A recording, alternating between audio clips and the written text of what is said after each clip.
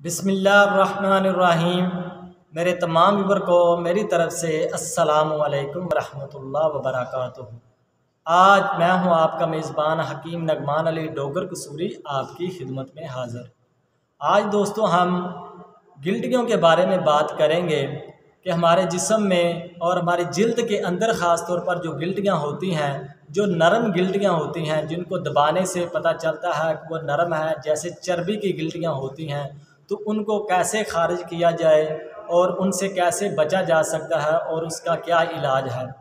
तो ये दोस्तों गिल्टियाँ जो होती हैं ये असाबी मिजाज में होती हैं, यानी जिनका मिजाज जो है तर सर्द या सर्द तर हो जाता है, उस मिजाज में ये गिल्टियाँ जिस्म में हमारी जिल्द के अंदर रूनुमा होती हैं।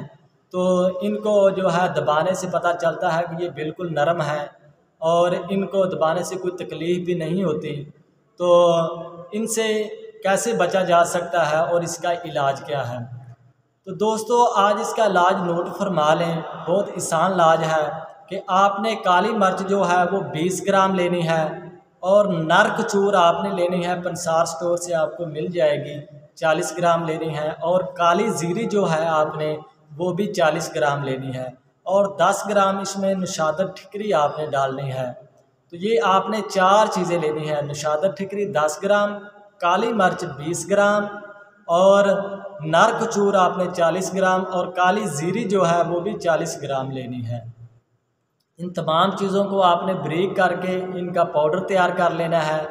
तो इस फूफ को आपने जो आपने पाउडर तैयार किया होगा, इसका जो है एक एक टीस्पून जो होता है उसको आपने लेना है नीम गर्म पानी के साथ। अगर नीम गर्म पानी ना मिले तो ताज़ा पानी से भी आप ले सकते हैं।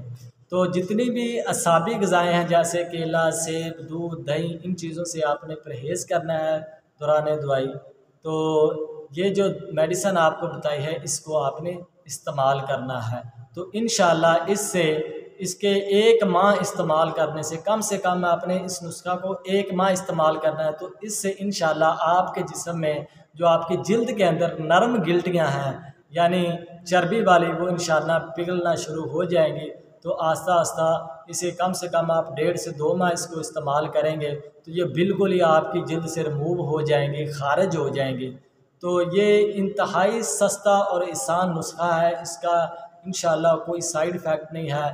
तो इसे आप खुद बना के इस्तेमाल कर सकते हैं और जिल्दी जितनी बीमारियां यानी कि गिल्टियों के रिलेटेड, तो वो उनसे आप बचा जा सकता है इसे इस्तेमाल करके।